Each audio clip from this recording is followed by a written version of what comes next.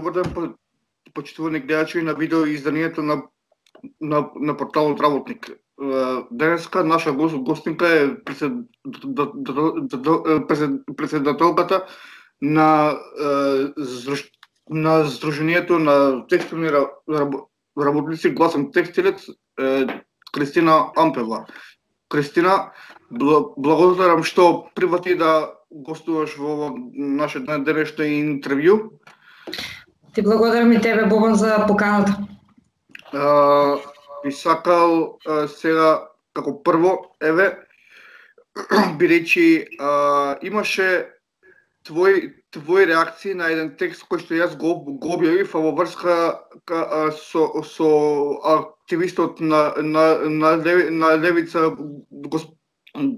господинот Бобан Кочовски, каде што тој и во својот Facebook статус, но нели и во самиот текст вели дека да кажам условно невладините организации не се борат за работничките права, туку создаваат една илузија за тоа. Како го коментирате ова? Па добро е што не е став на партија, како партија, која што се декларира како левичарска, туку е само некаков си Facebook статус на некое момче кое што ниту било во почетоците на левица, ниту ги знае моите заложби за лева партија, ниту пак знае дека Гласен текстилец како здружение не е од некакви факултетски образовани дечиња, туку од работници кои што излегле од тие фабрики или се побуниле па добиле отказ, па така ја формирале ова организација. Гласен текстилец како здружение, уште еднаш ќе повтораме, е оформено од поранешни сегашни работници од текстилни, кожарски, челарски фирми.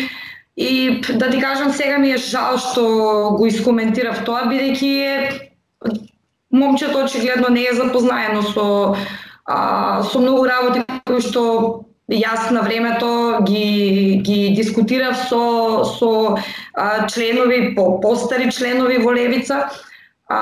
Така да сметам дека треба да се консултира со колегите и да праша кои се што тоа Кристина на времето има направено за левица, дека моите заложби за лева партија која насушно ни е потребна на ова наше поднебје.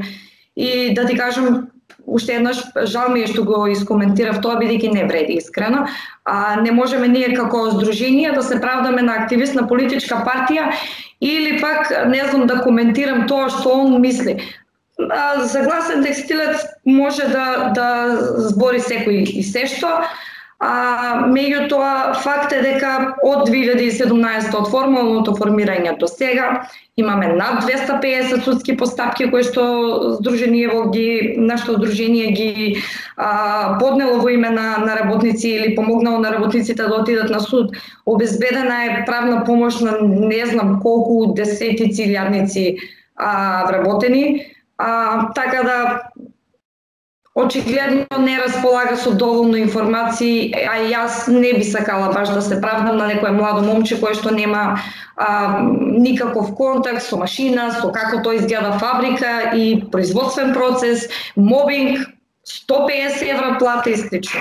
Така да мислам дека и нивното влијание како партиски активисти е многу поголемо од влијание на граѓански активисти. Така да мислам дека непријателите што момчево конкретно ги гледа во невладиниот сектор, мислам дека се без везе, дека се неосновани поради тоа што имаат поголеми непријатели од едно здружение кое што се залага за работнички права и кое што напротив треба да е близко нели до идеологијата на партија која што се нарекува дека е лева и работничка. Доколку излезе таков став на левица за нашето здружение, би реагирала, меѓутоа за сега мислам дека тоа е само едно неинформирано момче, така да ќе оставам во иднина, доколку нешто се случува, тоа да го искомуницирам со јавност. Во ред,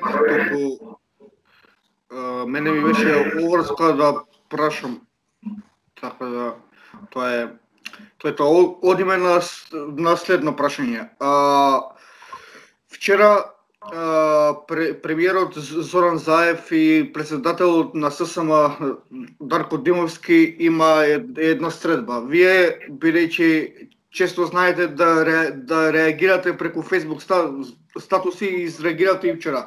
Може ли да споделите за нашите гледачи за што се работи и зашто бевте на еден начин, да кажам, и изреволтирана? Поради супер, као од почетокот, од како се формираше влада, не е кој знае какав период, меѓутоа тоа е стара нова влада, иста гарнитура и слично.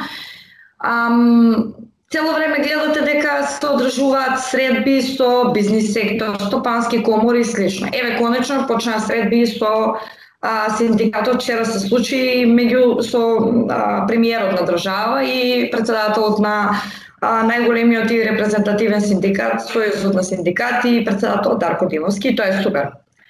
Меѓутоа, никаде не гледам дека оние заложби кои што ги збореа пред секоја политичка кампања дека ќе има соработка со невладин сектор, со граѓанските организации во чести консултации и слично, не го гледам тоа изминатиот период. Друго ме изреволтира особено фактот со тоа што кажа, што ја коментираше продуктивноста на вработените. Мојот Facebook статус не беше толку кон онаа средба што се одржила, бидејќи е супер да се одржуваат средби меѓу владин врв и синдикати, меѓутоа повише ми изреволтира фактот дека кажуваше за продуктивноста. И сега малце е нефер да збориме за продуктивност во време на криза, а ние зборевме продуктивноста на вработените пред марти доаѓањето на корона вирусот во држава. Ако сакаме швајцарски пати, треба да, мислам, не смасна изјава, не знам како да ја наречам, и затоа највеќе изреагирав. И дека да, не се консултирани граѓанските организации, ниту имало средба меѓу нив изминатиот период, без разлика за која тема се работи. Еве во државата имате граѓански организации кои што се бават со работнички права, да не ги набројам на прсти од една рака. И сега вие гледате дека нема никаква соработка тука, као поминати си изборите, сега ќе се договараме со бизнис секторот и слично, а никаде не го спомнувате моментот дека тој исти бизнис сектор пред еден месец имаше огромен скандал за кој требаше кривични поднесоци и слично. И сега очигледно чекаат пак да си донесат некои мерки без нас, или уредби или шо и да е, па после пак накнадно ние да реагираме. Од друга страна, нашата држава и оваа влада си има подпишана на куп конвенции и декларации, меѓу кои оној документ Global Deal, кој што се стреми кон вистински социјален диалог меѓу сите чинители. Што значи тоа? Влада, синдикати, бизнис сектор, граѓански организации и слично. И вие гледате дека као декларативно се подпишуваме и прифаќаме документи, меѓутоа не се ни придржуваме до нив. Па се на се околу тоа ми беше револтот. И околу несмасната изјави, и околу тоа што веќе нема слух кон граѓанскиот сектор во држава. Барем според мене. Не знам за другите колеги од невладиниот сектор. Во ред. Моето следно прашање се однесува на она прва средба кога министерката за труд и социјална политика Јагода Жарпаска започна со своето министерување, таа средба со синдикатите. Вие повторно тогаш изреагиравте, велејќи дека борбата за работничките права е започната од невладините организации, а тоа беше поради фактот што не бевте повикани на таа средба. Како го коментирате ова? Па, го коментирам. Како го коментирам? Знаете дека додека беше министерка Мила Царовска, граѓанските организации беше ценето нивното мислење, имаше редовни состаноци. Дури и во време на корона кризата, граѓанските организации беа оние кои што ја известува министерката. Имаше, вие знаете дека и за време на корона кризата, но и изминатите години, како министерка и како подоцна и како вице-премиерка Мила Царовска го слушаше гласот на граѓанскиот сектор. Дури за време на корона кризата редовно се одржуваа состаноци каде што таа бараше задолжително присуство на инспекцијските служби за да ја слушнат од терен состојбата каква е.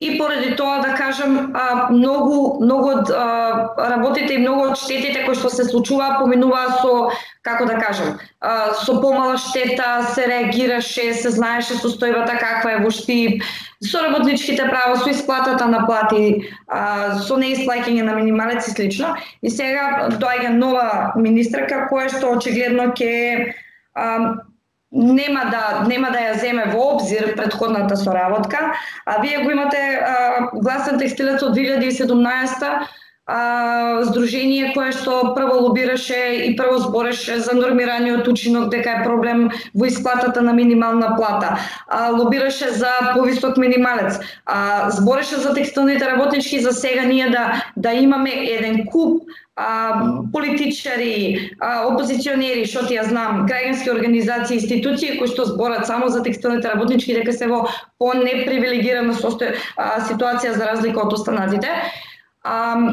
И гледам дека министерката Шарпанска баш ниту побарала до сега средба со граѓанскиот сектор, барем со нас кои што работиме со ранливи категории на граѓани. И си велите, пак доаѓаме на она. Зашто подпишуваме декларации, се залагаме за социјален диалог, за еднакво општество, за вклученост на сите во социјалниот диалог и на крајот имате као привилегија имаат синдикати, организации на работодавачи, граѓанскиот сектор ви го нема никаде, а вие од граѓанскиот сектор сте ги направиле сите измени, па дури ево отварањето на законот за работни односи е благодарение на нас. Благодарение на граѓанските организации. Покачувањето на платата е благодарение на граѓанските организации. Подобрувањето на трудовиот инспекторат и механизмите за заштита е благодарение на граѓанските организации. И се надевам дека овие да ги наречам медиумски притисоци дека ќе бидат слушнати и дека ќе си го поправат своето работење, бидејќи реално се состави влада од пред неколку дена, меѓутоа треба да имаат слух за сите, а не проформа да подпишуваат декларации и се залагаат за социјален диалог, а уствари се преферираат две страни кои очигледно им одговараат. Така да, од прилика, тоа ми беше и револтот конкретно за новата министерка за труд и социјална политика. Во ред. Сега би се осврнал на нешто што е болна точка во овој период. Тоа е коронавирусот. Знаеме дека текстилниот сектор беше силно погоден од страна на пандемијата, имаше доста заразени работници и работнички. Каква е моменталната ситуација?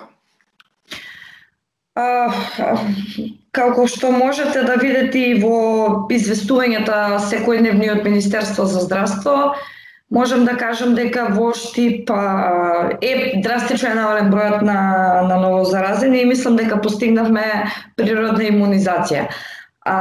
За жал. Тоа, еве, пак ќе кажам, се случуваше прво во Куманово, па во Прилеп, во ШТИП, па во Свети Николе, проби ШТИП и сега имаме секојдневни зголемување на бројот на заразени во Делчево. Од март месец апелиравме како здружение што ќе биде проблемот, кај треба да се насочат силите, кои институции се задолжени за што баравме стрикни уредби, стрикни наредби, кој во кој момент за кој ќе одговара. Например, сообраќајен инспектор за превоз, трудов инспектор за исплата на плати, државен здравствен санитарен инспекторат да биде оној кој што ќе затвара компании, кој што ќе внимава на хигиена на заразени во дадена фирма. И се случи тоа што се случи, и пак ќе речам, пак не бевме сватени сериозно и затоа си имавме бројката која што имавме. За среќа се помина без некои поголеми штети. Значи, штетите ги претрпеа работниците. Не мислам толку дека компаниите кои знае што изгубија во сиот период, но за тоа пак имаме работници кои што цел живот ќе живеат со последиците од коронавирус. Знаеме дека има последици и дури откако се излечени, сепак остануваат дополнително последици здравствени кои што тие ќе живеат со нив цел живот. За штета на компаниите, ако збориме, не знам колку имале штета, со оглед на тоа дека оние луѓе кои што најмногу, оние работодавачи кои што најмногу збореа дека имаат штета, дека им е тешко и слично, јас сум известена дека нема никаков прекин во работењето. И еве имаме еден од Штип кој постојано излегува на телевизија и се жалија, работи секој втор ден работи по 10 часа. Секоја сабота е работна, секој празник му е работен. И сега питате каде е штетава, каде е намаленото производство и не мислам дека имаше кој знае колкава штета. Верувам дека трпеа помалите компании, дефинитивно имаше брендови кои што откажаа нарачки, дел банкротира, меѓутоа не мислам дека кој знае колкави биле тие штети. На крајот од денот имаше и поддршка од државата која што видовме дека подоцна дека беше злоупотребена, некој си ги ставил парите во џеб без да им даде денар плата на работниците. Имавме исплати на плата. Да. Околу тоа, дали имате информации колку текстилни фабрики ја имаат злоупотребено оваа помош или нема такви?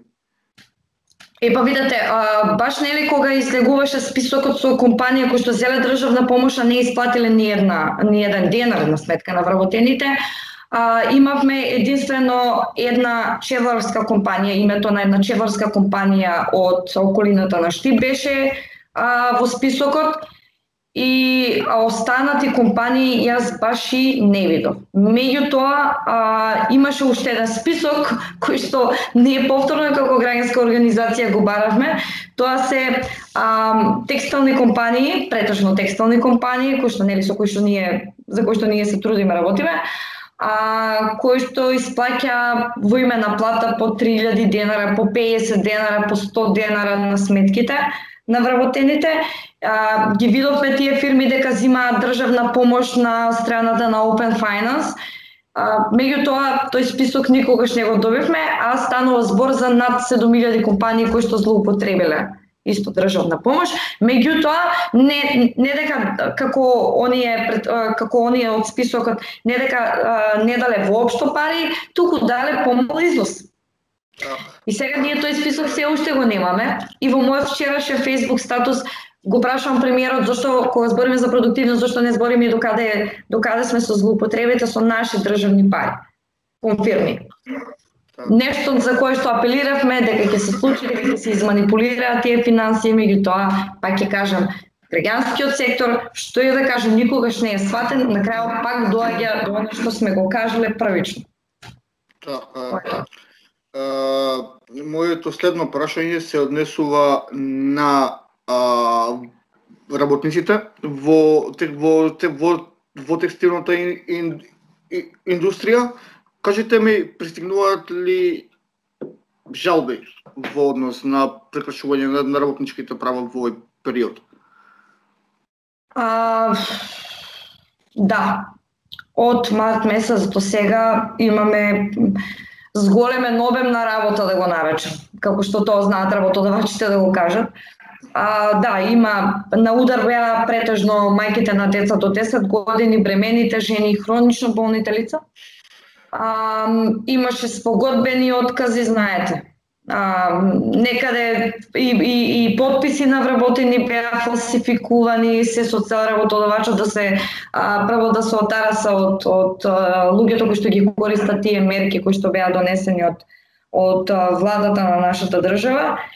И постојано даваме правна помош за тоа како да си ги добијат правата, како да напишат барање до трудов инспекторат. Многу од работниците се упатија до трудов инспекторат. За многу се плашеа, пак постапивме ние како граѓанска организација, а веќе имаме и 2 тужби во врска со донесените уредби кои што не беа почитувани од страна на работодавачите, и 2 се и побарувања по работен однос, но имаме и кривична постапка, така да ќе видиме понатаму како и што ќе се одвива во врска со тие судски спорови. Меѓутоа имаше фрапантно кршење на работничките права, се обидовме да бидеме тука, меѓутоа како организација со 2-3 ангажирани се трудевме да бидеме секаде, меѓутоа и не е ни толку избодливо. Можам да кажам дека трудов инспекторат во сиот овој период беше на висина, над висина на задачата. Многу од отказни решенија... Токму и тоа беше стерното прашање. Да, супер. Имавме преубава соработка со трудовиот инспекторат овој период. Као здружение кое што ги критикуваш изминатите 3-4 години, можам да кажам дека последнава една година ја прекрасна соработка со нив, и особено таа соработка дојде до израз во овој период, бидејќи единствено трудовиот инспекторат беше оној кој што од март месец до сега, да кажем, значи во најтешкиот период на вработените беше тука. Не знам колку отказни решенија беа поништени од страна на трудовиот инспекторат, не знам колку работници беа вратени на работа. Вие имате некаде и групни поднесоци во врска со неисплатен минималец за претежно жени кои што ги користеле овие мерки за време на кризата, каде што трудовиот инспекторат наложи корекција на плата. И со тие инспектори кои што ги имаат, ако што се стварно недоволни, вие имате 20 инспектори во Штип кои што и 70 само текстилни компании кои што треба да бидат инспекторирани.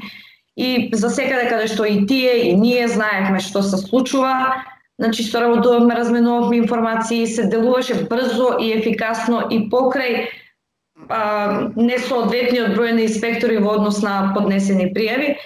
Меѓутоа, мислам дека бевме тука и соработката беше супер, што верувам и работниците ја осетија. Работниците и работничките. Во ред. Моето последно прашање за овој интервју е околу спогодбата која што ја потпиша ССМ и раководството на фабриката Баргала од Штип. Кажете ми за што се работи во ова, односно од што се состои оваа спогодба? Дали според вас ќе се почитува и дали треба да биде репер за тоа сите работнички спорови да се решаваат преку вакви спогодби? Најубаво е во едно цивилизирано општество, најдобро е да има синдикат во дадена фирма и тој синдикат да се бори за работничките права на лице место, нели? И да немаме потреба од граѓански организации, да немаме потреби од инспекторати, од судови, тоа би било најубаво. Меѓутоа ние сме далеко од едно цивилизирано, праведно општество, затоа е и потребата од глас на текстилец во овој случај. Работниците од конкретната фирма со години и децении немаа контакт со раководството на синдикатот. Ова е репер и како оди соработката меѓу невладиниот сектор и синдикатите.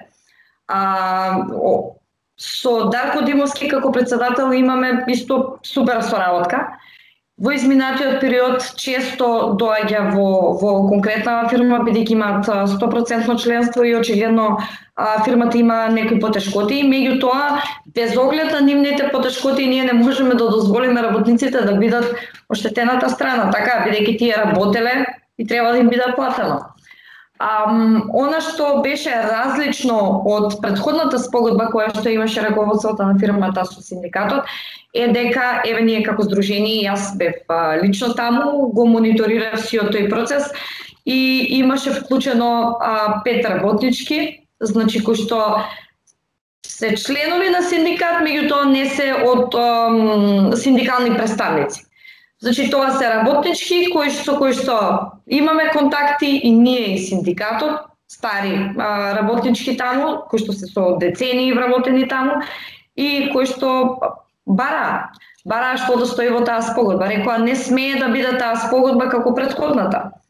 И рекоа ова е прв пат ние да бидеме вклучени во преговори. И ептен бев она среќа као еве граѓанската организација зошто служи. Тие на лице место преговараа, бараа, договараа, се расправаа, си ги бараа правата од раководството на фирмата. Што се најде заеднички јазик и таа спогодба ја менувавме неколку пати на лице место, се со цел да нема оштетени страни, меѓутоа и да не дозволиме постојано кршење на работничките права на тие вработени. Бидејќи кога работите, заработувате, платата треба да ја земете до одреден датум. И да, убаво изгледаше и се надевам дека раководството ќе си стои до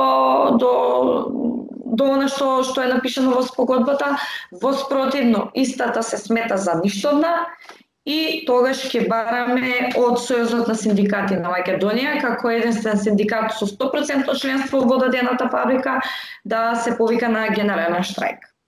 И понатаму не знам сега да не преюдицирам, меѓутоа генерален штрајк е она што ние би го барале доколку раководството не се држи до таа спогодба. Так. И само накратко околу ова, нели дали треба ваквите спогодби да бидат репер за тоа за решавање на работнички спорови? Богдан, ако ме прашаш мене и моето искуство, тоест никогаш не сум била дел од синдикат, мада насушно ми требало кога сум работела во тие компании. Она што го гледам во Шведска со партнери кои што ние ги имаме од синдикатите таму, тоа е најефикасен начин. Значи за да нема бранување во јавност, медиумски притисоци тука, искористување на работниците и нивната мака за некакви си партиски препукувања како што се случи изминатиот период. Најубаво е вие да имате синдикат во дадена фирма и да се бори за работничките права. Во тој момент, дури и јас, како поранешен вработен во една од тие фирми, дури јас не би денес била надвор од таа компанија, би работела таму, но доколку би имало некој кој што ќе ги штити моите права. Значи најубаво е да бидат синдикално организирани и тој синдикат да си работи својата работа за која што зима членарина де факто. Ви благодарам за вашето гостување во нашето видео издание.